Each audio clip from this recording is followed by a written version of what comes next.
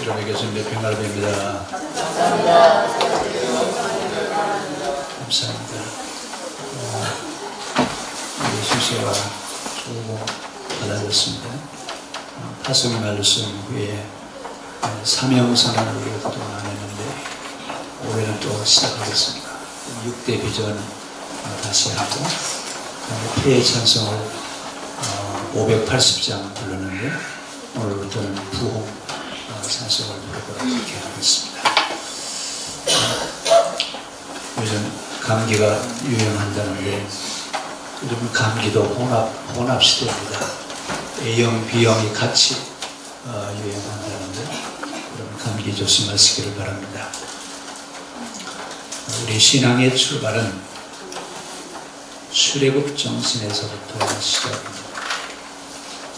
오늘 모세를 부르시면서 시내산에서 하나님의 계약을 맺으시고 그리고 그 시내산 계약법에 의해서 하나님을 섬기는 그런 일을 이렇게 하라고 말씀을 하셨습니다. 그래서 이스라엘 신앙의 형성은 시내산 계약법에서부터 시작됩니다. 그래서 창세기 성경은 신앙의 출발을 출애굽하면서 출애굽 정신을 갖고 시작하는 것이 신앙의 출발점에 대한 이야기를 하고 있습니다. 오늘 이렇게 형성된 신앙을 가지고 오늘 우리 여기까지 왔는데 오늘 예수님은 제자들에게 지금 이 말씀을 하시고 있습니다. 추수하는 주인에게 일꾼을 좀 보내달라고 해라. 근데 추수하는 주인에게 일꾼을 보내는데 어떤 일꾼을 보내달라고 말씀하시느냐? 어떤 일꾼이냐면 불쌍히 여기는 자가 없다. 일할 것은 많은데 불쌍히 여기는 사람이 없다라고 그 얘기 하시면서 오늘 일꾼을 보내달라 그렇게 말씀을 하시는데 오늘 우리가 새해 출발하면서 어떤 마음이 필요하냐라고 하는 얘기입니다. 이런 마음이 필요합니다. 어떤 마음이니까 주님은 지금 그 이야기를 제자들에게 지금 말씀하시고 있는데 예수님의 사역은 대비법을 많이 사용하셨습니다. 특히 마태는 마태복음을 기록하면서 예수님이 어떻게 대비를 하시는지 이 대비에 대한 것을 잘 정리를 해놨는데 예수님 사역을 둘로 나눠서 설명을 했습니다. 하나는 말씀 사역과 치유 사역으로 나눠서 설명을 하는데 말씀 사역은 설교를 하고 가르치는 사역을 하셨습니다.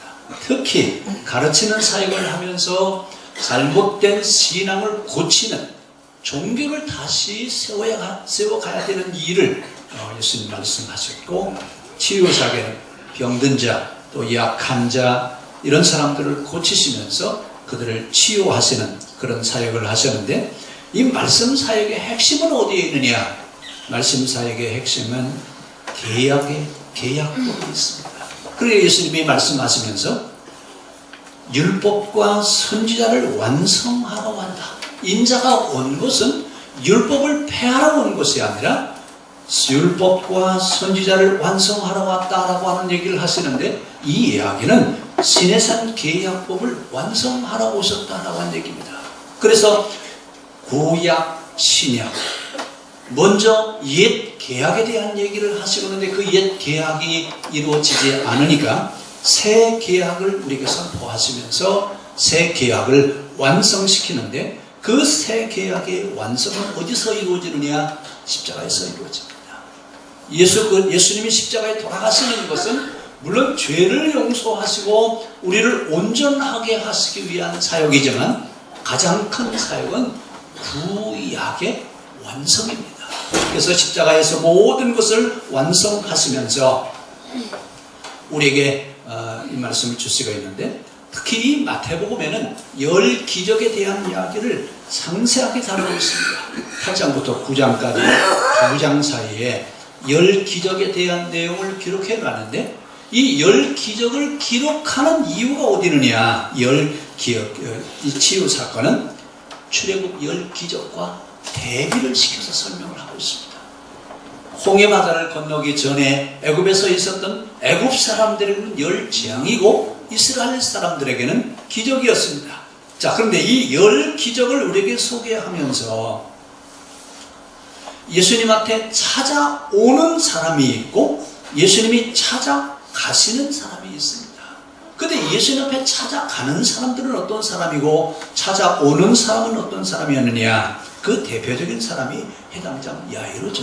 해당장 야이로가 자기 딸이 죽어가는 것을 바라보면서 예수님 앞에 찾아오죠. 애타는 심정으로 찾아와서 뭐라고 말씀하시냐면 내 딸이 지금 죽게 생겼다. 선생님, 우리 집에 오셔서 내 딸을 좀 살려주시길 바랍니다. 자, 그 이야기는 해당장 야이로의 딸을 살리는 그런 사역이시면서 더 중요한 것은 유대교라는 종교가 죽어가는 사람 앞에서는 아무것도 할 수 없는 그런 종교인 것을 우리에게 보여주시면서 해당장 야이로의 딸을 고쳐주셨습니다.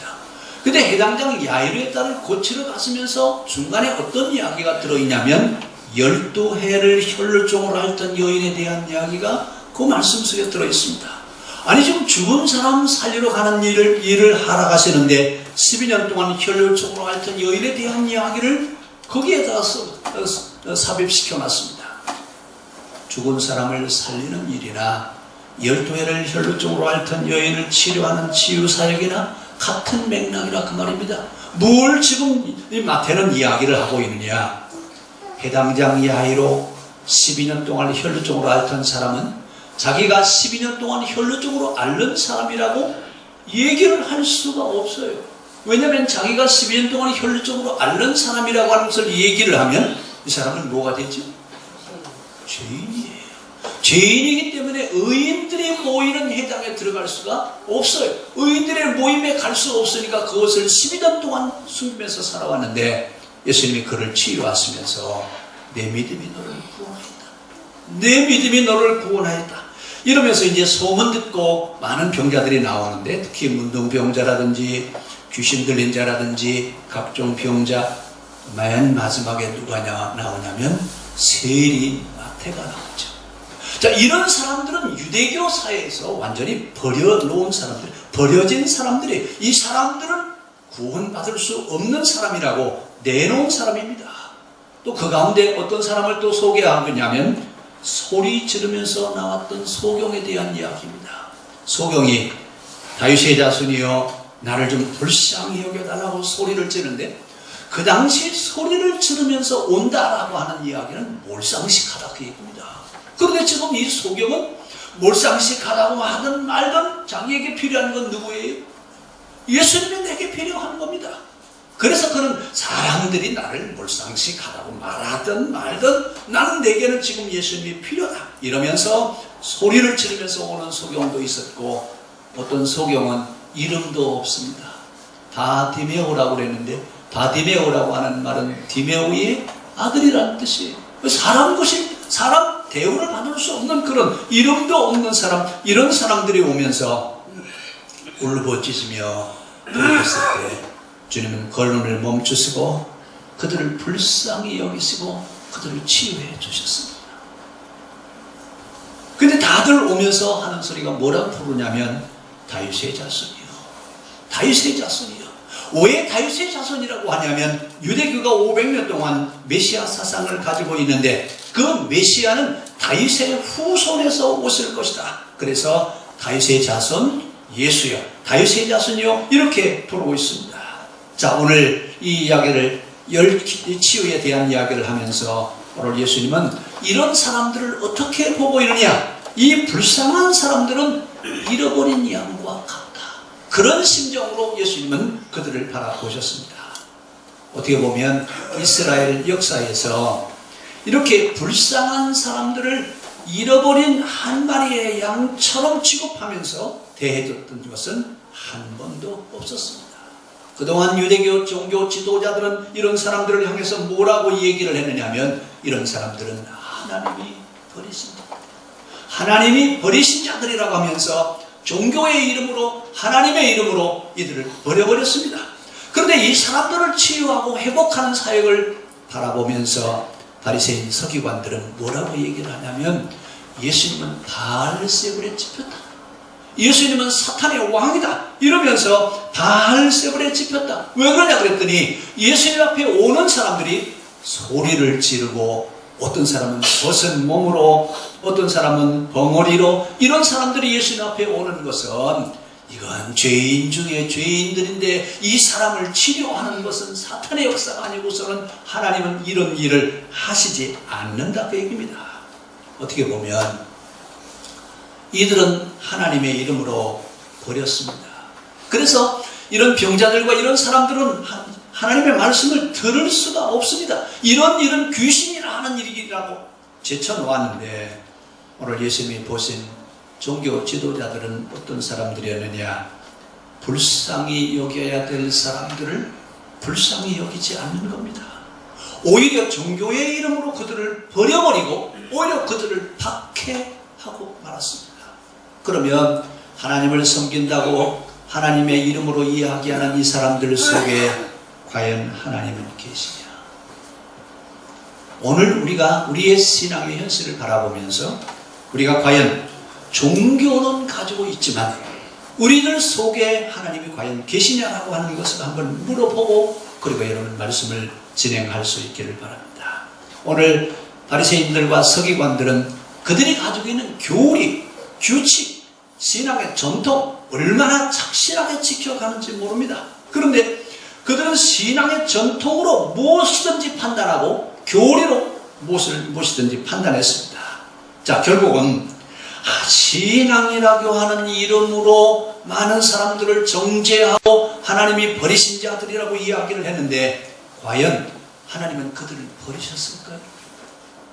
오늘 바리새인들과 서기관들은 하나님은 계시지 않고 종교만 있었습니다. 그리고 어떻게 보면 예수님이 이렇게 하나님 계시지 않고 종교만 가지고 있는, 종교라고 하는 이름만 가지고 있는 그들을 주님은 치료하기를 원하셨습니다. 그런데 여러분 어떻게 보면 이런 사람들이 하나님의 이름을 더 잘 부릅니다. 더 깊이 있는 신앙생활을 하고 있는 신앙인처럼 보입니다. 오늘 그들에게는 신앙 정신이 없고 신앙의 모양만 가지고 있습니다. 뭐든지 종교의 이름으로 행해요. 하나님의 이름으로 하고 있습니다. 그런데 더 이상 그들은 어떤 생각을 하지 않습니다. 이렇게 종교적이면서 교리적이면서 정통 신앙적인 것에 빠져있는 그들을 향해서 주님은 뭐라고 말씀하시냐면 추수할 것은 많은데 추수할 것은 많은데 불쌍히 여기는 심정을 가지고 있는 사람들이 없다라고 하는 얘기입니다. 오늘 추수할 것은 많다라고 하는 이야기는 불쌍히 여기어서 하나님의 은혜를 간구해야 될 사람들은 많은데 이 사람들을 뭐라고 제쳐놔버렸어요? 죄인. 하나님 앞에 올 수 있는 사람들이 아니다. 이 사람들은 하나님이 버리신 자들이라고 하면서 하나님의 이름으로 버려놨습니다. 가난한 자, 병든 자, 장애가 있는 사람들, 직업이 안 좋은 사람들, 이 사람들을 다 유대인은 뭐라고 그랬어요? 죄인이에요. 하나님이 저들을 저주하셔서 하나님이 버려놓은 자들이라 이러면서 그들은 정죄하는 이들을 했습니다. 우리 하나님은 결코 정죄하지 않습니다. 우리 하나님은 어떤 죄를 지었든지 주님 앞에 오는 자를 용서하시고 그들을 하나님의 자녀로 받아주셨지 그들을 정죄하고 너희는 하나님이 버리신 자들이라고 하면서 내팽개친 적이 없습니다. 그런데 유대교는 하나님의 이름으로 정죄하고 하나님의 이름으로 버려버렸습니다. 이 사람들은 구원받을 수 있는 사람들이 아니라고 하면서 신앙 밖의 사람으로 밀어내버리고 말았습니다. 오늘날도 신앙의 길을 찾지 못해서 애타게 신앙의 길을 찾고 있는 사람들이 많습니다. 이런 사람들을 인터넷에는 뭐라고 부르냐면 가난한 성도, 거꾸로 하면 안 나가는 성도, 교회를 신앙생활은 하기는 해야 되겠는데 교회에 가지 않는 성도를 가난이라고 그러는, 가난한 성도라고 그러는데 재작년보다 작년에는 가난한 신자가 5배나 더 늘었답니다. 얼마나 많은 사람들이 지금 신앙의 길을 찾고 있는지, 다른 신앙의 길을 찾고 있는지, 많은 사람들이 지금 자기가 신앙생활을 바로 하고 싶은데 바로 하고 할 수 없는 이런 상황에 처한 것을 안타까워하면서 길을 찾고 있는 사람들이 있습니다. 이런 사람들을 향해서 오늘 우리의 마음이 열어져야 될 줄로 믿습니다. 그래서 오늘 예수님 뭐라고 말씀하시냐면, 추수할 것은 많은데 바로 믿어보려고 하는 사람들은 많이 있는데 다른 길로 인도하는 사람들은 적다, 그 말입니다. 오늘 성경은 이런 사람들을 99마리 가운데 잃어버린 한 마리라고 표현을 하고 있습니다.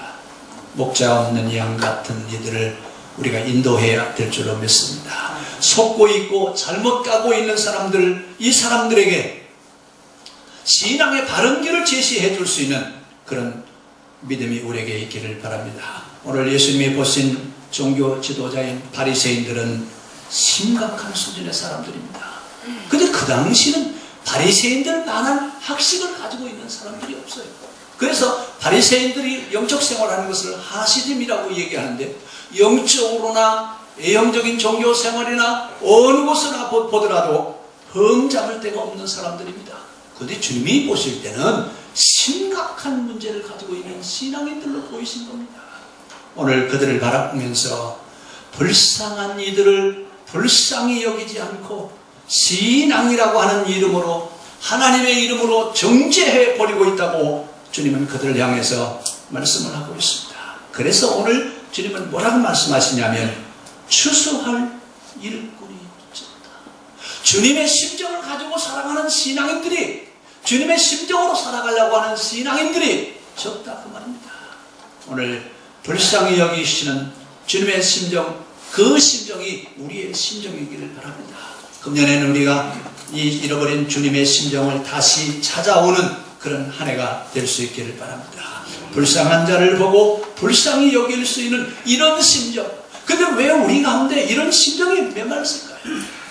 오늘 주님은 그들을 향해서 애타는 심정을 가지고 있었는데 오늘 우리는 그런 심정이 메말라 버렸습니다. 왜 그러느냐? 그 이유를 이렇게 설명하겠습니다. 현 시점을 바로 보고 판단할 수 있는 자가 없다. 역사 이해가 없어서 그렇습니다.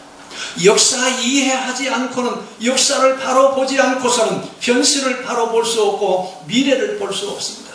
한마디로 얘기해서 깨어있는 자들이 적다, 그 말입니다. 그래서 올해는 우리 깨어서 함께 하나님의 심정으로 올 한 해 신앙생활 할 수 있기를 바랍니다. 자, 우리 옆 사람 손잡으시고 올해는 깨어 하나님의 심정으로 신앙생활 합시다.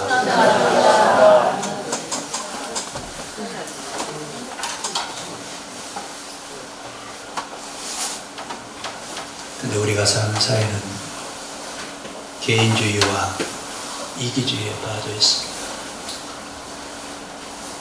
심각한 이기주의에 빠져 있는데, 이것 때문에 실용주의가 싹 텄고 큰 교회, 성장주의, 이런 이야기들이 너무나 많이 그동안 우리에게 이야기가 되었습니다. 결국 우리의 신앙의 순수성을 상실했기 때문에 그렇습니다. 신앙 정신을 잃어버리기 때문에, 다시 말씀드리면 종교는 있는데 종교 정신은 잃어버려서 그렇습니다. 교회는 있는데 예수님은 계시지 않고, 교회는 잘 지어나는데 하나님은 계시지 않는 이런 신앙생활이 오늘날 이런 모습으로 나타나 있습니다. 결국 나만 생각하고 우리와 너를 상실하는, 같이 사는 것을 잃어버리고 마는 그런 사회가 되고 말았습니다. 결국 오해하고 속고 있는 자들, 이런 사람들을 건져내와야 되는데 건져낼 자가 없다고 주님은 지금 탄식하십니다. 이 이야기를 누구한테 하고 있냐? 제자들에게 지금 하시고 있습니다. 제자들아, 지금 추수할 것은 많은데 추수해야 될 일꾼은 적으니 어떻게 하면 좋겠느냐? 너희는 그렇게 이야기하라. 추수하는 주인에게 가서 뭐라고 얘기하라고요? 일꾼이 적으니 일꾼을 보내주소서라고 그렇게 하라고 제자들에게 지금 가르치고 있습니다. 오늘 주님 심정으로 보면 추수할 것이 너무나 많습니다. 닫혀있는 사고, 유대교적인 신앙생활, 여러가지 지금 이원론적인 사고에 빠져있는 신앙인들 건져내야 될 자들이 너무나 많은데 오늘 우리가 그것을 보고 있느냐 그 말입니다. 오늘 우리는 눈을 들어 우리의 주변을 바라보면서 우리의 지경을 넓혀갈 수 있기를 바랍니다. 그래서 주님은 제자들에게 뭐라고 말씀하시냐면 너희는 사마리아에도 가지 말고 이방인에게도 가지 말고 이스라엘 집에 잃어버린 자들에게 가라고 주님 제자들에게 파송하실 때 그렇게 말씀하십니다. 아니 여러분 어떻게 보면 이방인들, 사마리아 사람들, 이 사람들은 구원받아야 될 사람들인데 이 사람들이 아니라 누구라고요? 이스라엘 집에 잃어버린 자에게는 먼저 가라고 제자들에게 말씀하시고 있는 것을 볼 수 있습니다. 스스로 의롭다고 하는 자들, 스스로 구원받았다고 하는 사람들, 주여 주여 하고 있는 자들, 스스로 믿음이 있다고 하는 사람들, 이 사람들 아니라 지금 잃어버린 하는 말이에요. 길을 찾고 있는 그들을 향해서 너희는 가라고 주님 말씀하십니다. 오늘 이 말씀 우리에게 주시면서 우리는 어떻게 이 말씀을 받아들여야 되느냐. 하나님 우리에게 이 마음을 주십시오.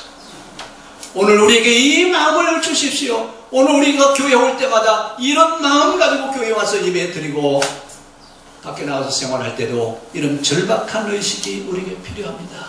불쌍히 여기는 마음, 종교 때문에 죄인된 자들, 종교가 버린 자들, 길 잃어버리고 눈 멀고 갇히고 갇혀있고 잘못 가고 있는 자들을 향해서 우리가 이제 절박한 심정으로 주님의 일을 할 수 있는 올 한 해가 될 수 있기를 바랍니다. 그래서 올해는 하나님 우리의 지경을 넓혀가게 하여 주십시오.